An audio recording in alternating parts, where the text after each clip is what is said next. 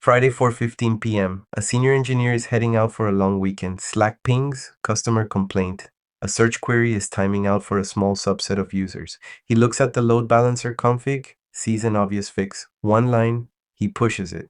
Doesn't open a change ticket because it's a one-liner and the CAB doesn't meet until Tuesday. He goes home. Saturday morning, the on-call engineer pages everyone. 11% of customers cannot log in. The one-liner had a side effect. It bypassed the session affinity rule that the authentication service needed. 3 hours of debugging. No one knows what changed because there's no ticket. The audit log shows a config push, but not why or by whom in the change tracking system. The whole team is now reverse engineering the engineer's intent on a Saturday. The postmortem is 48 pages. He keeps his job. The company's SOC 2 audit fails the change management control. Today, Objective 1.3. Change management. The thing every engineer hates and every auditor demands. Here's why change management matters from a security perspective. Uncontrolled changes equal vulnerabilities. The change made off the books was not tested, not documented, and not reversible. Accountability. Change records establish who made what change and when. Auditability. Regulators and auditors demand evidence that changes were controlled. Availability. Changes during business hours without testing cause outages. Configuration drift. Systems gradually diverge from the secure baseline when changes are untracked, and 6 months later, nobody knows what's actually running in production. The thing that breaks first when change management breaks is not the system. It's the trust the auditor places in your security program. The exam will hammer this. Uncontrolled changes are a security failure, even when nothing crashes, because the controls themselves cannot be verified. Here's the political reality nobody tells you when you start in IT. Changes break things. Rollbacks save careers. Every senior engineer has at least one weekend story about reverting something at 2 a.m. and texting the VP that the production environment is restored. The whole point of change management is not paperwork for paperwork's sake. It's structured caution. The CAB exists because the worst outage of your career is the one you caused on a quiet Friday afternoon when nobody was looking. The backout plan exists because the second worst outage of your career is the one you cannot revert. Change management is the framework that prevents 3 a.m. heart attacks. Once you've lived through the without version, you become a believer. The Change Advisory Board, CAB, is the approval body for significant changes. Members typically include IT managers, the security team, business owners, and operations. They review, approve, or reject change requests, which arrive as RFCs, requests for change. For emergencies, say a critical 0-day patch with active exploitation in the wild, there's the ECAB, the emergency CAB that gives expedited approval. But here's the thing, emergency does not mean undocumented. The change still gets recorded just after the fact with explanation. Anyone who has been on call during an actively exploited CVE knows the ECAB is a phone call, a conference bridge, and a written record filed by Monday. Not optional. The exam loves to ask what makes an emergency change valid. The answer is always documented after the fact, never skipped entirely. 3 types of changes, ranked by exam frequency. Standard, pre-approved, low risk, routine. Adding a user account, applying a routine patch from the monthly cycle. These don't need fresh approval each time because the CAB already approved the procedure. Normal, goes through the full CAB process. New server deployment, firewall rule changes, anything that touches production. Emergency, urgent, expedited approval documented after the fact, critical patch for an active exploit. The exam will hand you a scenario and ask which type. If the words pre-approved or routine appear, it's standard. If it's a one-time significant change, it's normal. If the words active exploit or 0-day appear, it's emergency. The business process components ranked by what kills you when you skip them. Number 1, backout plan. The documented steps to undo the change if something goes wrong. If the question describes a change that broke production and the team had no way to revert, the missing element is the backout plan. Number 2, impact analysis. The assessment of what could go wrong, what risks the change introduces, what dependencies might break. Done before the change is approved. Skip it, and you're learning the dependencies live in production. Number 3, test results. Evidence the change was tested in staging. The exam keyword, was this tested? Number 4, maintenance window. The scheduled time when changes are allowed. Outside the window equals violation. Number 5, ownership. Designated person responsible. Single point of accountability. If something goes wrong, the owner is the one accountable. Number 6, stakeholders. Everyone affected. Notified in advance. Marketing needs to know if the website is going down. Sales needs to know if the CRM is restarting. Customer support needs to know if the case management system is being upgraded. Number 7, SOP, Standard Operating Procedure, the step-by-step instructions for implementing the change. The on-call engineer at 3 a.m. is reading the SOP, not figuring it out fresh. Allow lists and deny lists. Allow list, also called a white list, only explicitly approved applications or traffic permitted, everything else blocked by default. The default deny posture. Deny list, also called a blacklist, explicitly blocked, everything else allowed. The default permit posture. Allow lists are more secure. If you don't know about it, it can run. Deny lists are easier to operate but require constant updates as new threats appear. The change management implication. Adding new software requires updating the allow list. Forget that step and the new software gets blocked. Adding a new threat signature requires updating the deny list. Forget that and the malicious software runs undetected. The maintenance of these lists is part of every change. The exam keyword, new application deployed, but users cannot launch it. The missing change step was the allow list update, restricted activities, things prohibited during change windows or without approval, changes to production without CAB approval, disabling security controls, bypassing MFA, separation of duties. The developer who writes the code should not be the one who deploys it to production. Why? Because if one person can write and deploy unilaterally, they can introduce malicious code with no review. Separation of duties is also why the database administrator should not also be the auditor of the database. 2 people, 2 roles. Neither can complete the bad action alone. Anyone who has ever signed a SOC 2 control matrix has spent a day arguing about which role belongs to whom. Get separation of duties right at the start and the audit is straightforward. Get it wrong and you're explaining for hours. Downtime, planned downtime, scheduled maintenance window, stakeholders notified in advance, impact and duration estimated, communicated to affected users, unplanned downtime, change went wrong, no backout plan, you're now extending the outage trying to figure out how to revert. Service restarts. Many changes require a service or system restart to take effect. Patching the OS often requires a reboot. Changing the web server config requires a service restart. Brief unavailability has to be planned. The trap question. A junior engineer applies a kernel patch but forgets the system needs a reboot to apply it. The patch is loaded but not active. 6 weeks later, the vulnerability is exploited. Lesson. Service restarts are part of the change. Document them, schedule them. Do not assume the patch is live just because it installed cleanly. Legacy applications break when underlying systems get patched. The vendor is out of business. The application requires a specific version of an old library. The new patch breaks the dependency.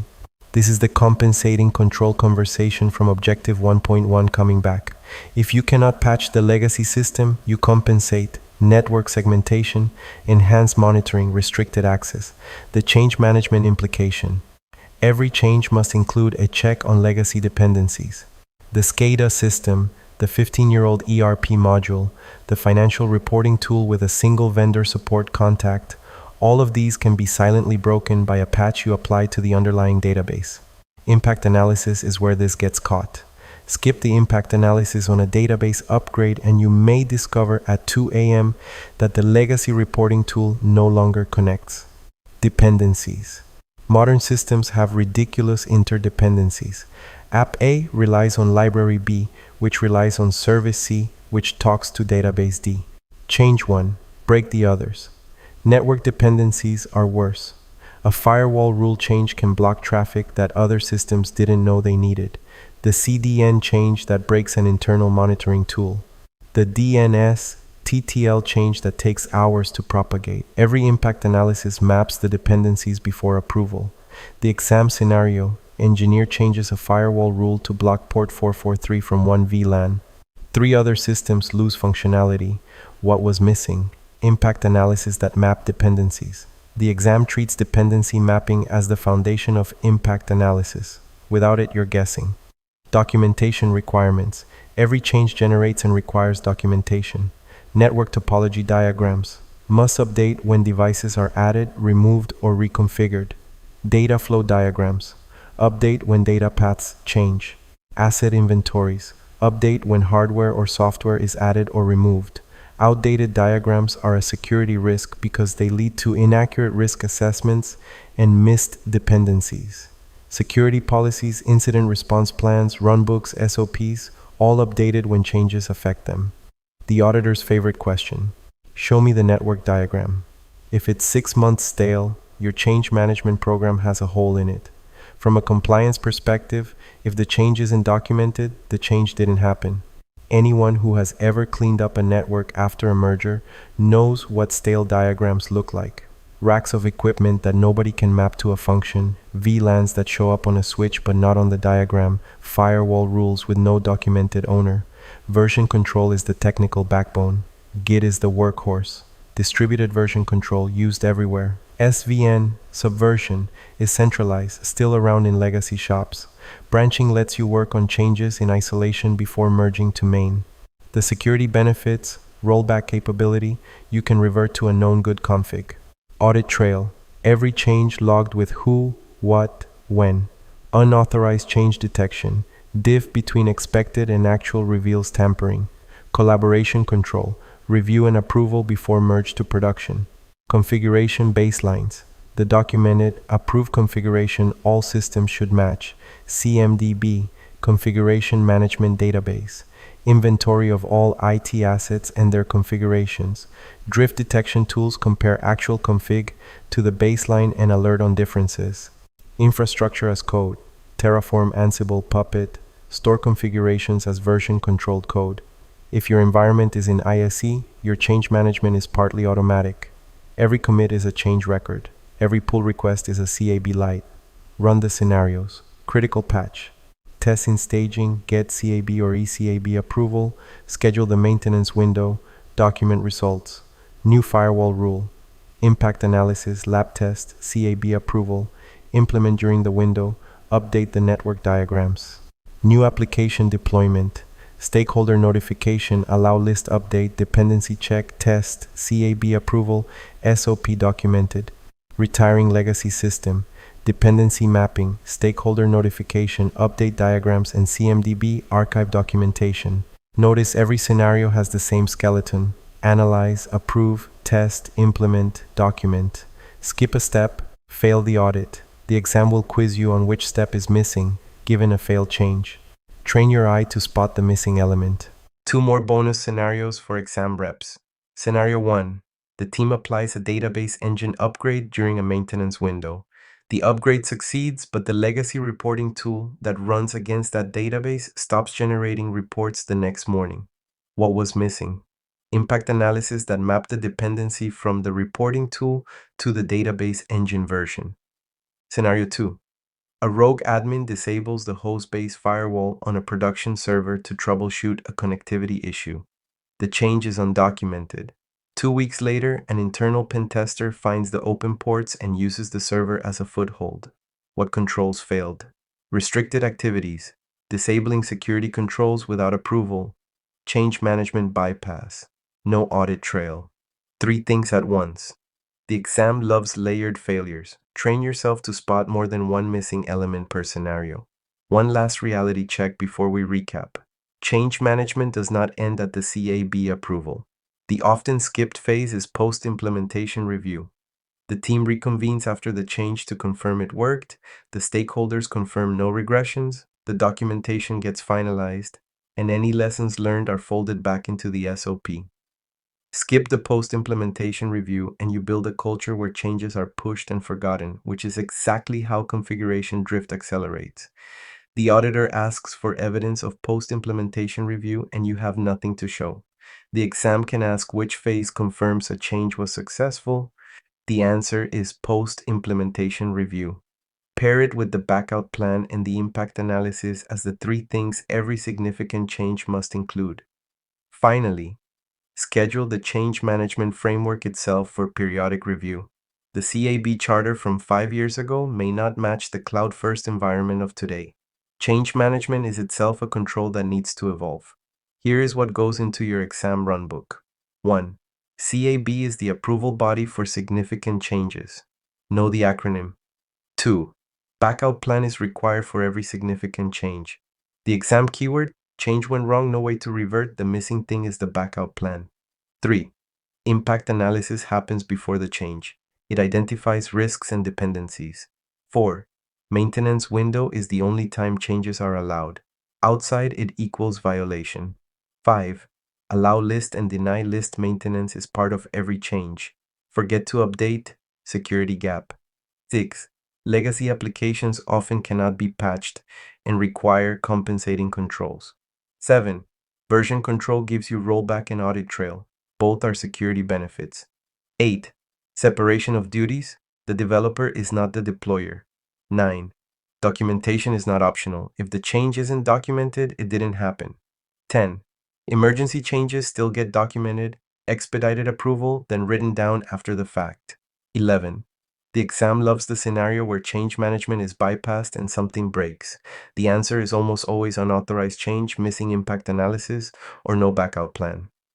12. Service restarts and downtime are change management considerations.